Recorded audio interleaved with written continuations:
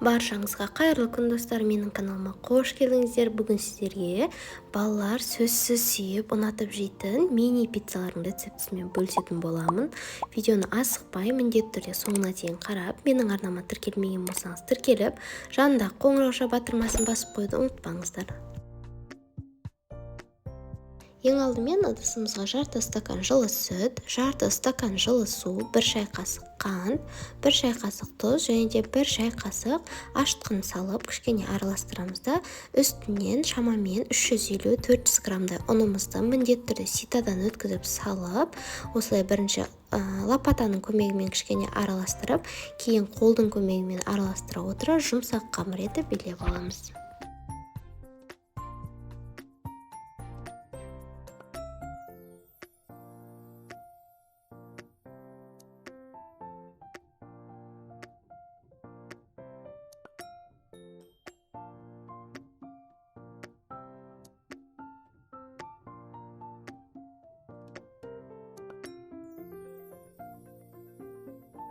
Қамырды илеп болғаннан кейін 1-2 ас қасық сұйық майды құйып, осылай тағы да жақсылап илеп жібереміз де, бетін жауып 1 сағатқа жылы жерге қалдырамыз.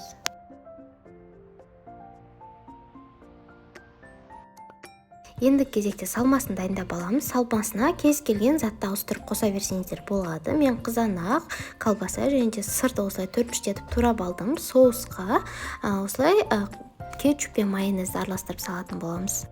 Қамырымызды алып, астына кішкене ұн сеуіп жіберіп, епке келтіретін етіп аламыз да, осылай сопақша етіп илеп алып, 8 бөлікке бөліп шығамыз. Дәл осы құрамдан 8 бөлік мини пиццалар шығады.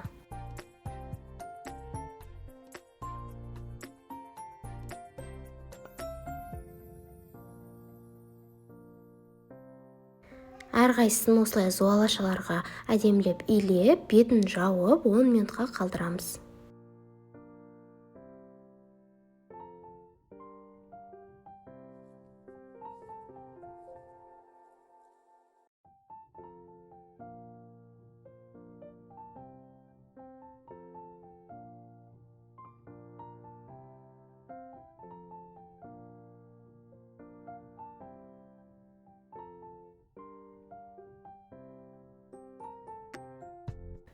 Осылай зуалаларымыз көтеріле берген кезде шетінен алып, қолмен осылай басып шығып, шет-шетін бортик жасаймыз. Пешіміздің формасына астына осылай пергамент қағазын төсеп, дәл осылай бортиктер жасап қойып шығамыз. Менікі ыдысым кішкентай болғандықтан 4-еу ғана сиды. Сіздер 5-еу, 6-ау қоя берсеңіздер де болады. Осылай вилкамен 2-3 жерінен тесіп шығамыз. Жаңағы кетчуп пен майонезімізге кішкене базилик пен тұзды салып, жақсылап араластырып, 1-1 қасықтан салып, әдемілеп жағып шығамыз.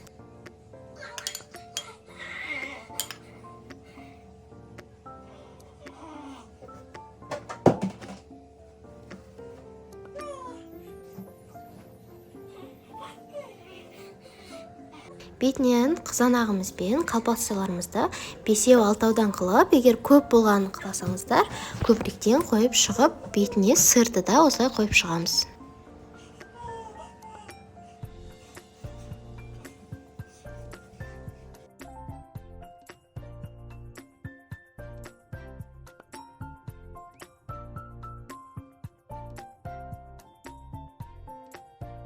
Бір жұмыртқаны жарып, сарысын бөліп аламыз да, шеттеріне жағып шығамыз. Бірақ та бұл міндетті емес.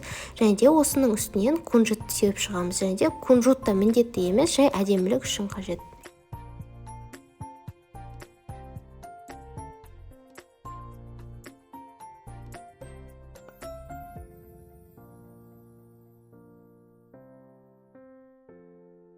Қызып тұрған пеште 200 градуста 20 минутқа пешке салып аламыз.